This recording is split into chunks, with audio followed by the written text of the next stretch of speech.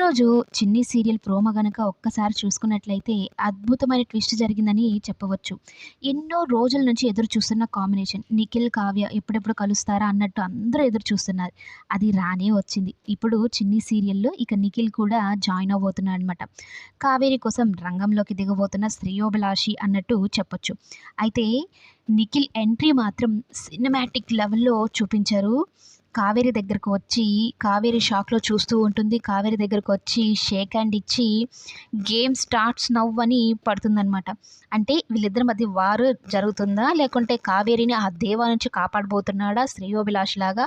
లేకుంటే బాలరాజుని తీసేసి ఈ నిఖిల్‌నే పెట్టబోతున్నారన్నది తెలియరావడం లేదు. కానీ ఈ కాంబినేషన్ కోసమైతే చాలా చాలా రోజుల నుంచి ఎదురు చూస్తున్నాను.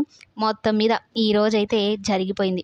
ఇక నుంచైతే 'చిన్ని' సీరియల్ వేరే లెవెల్‌లో ఉండబోతుంది.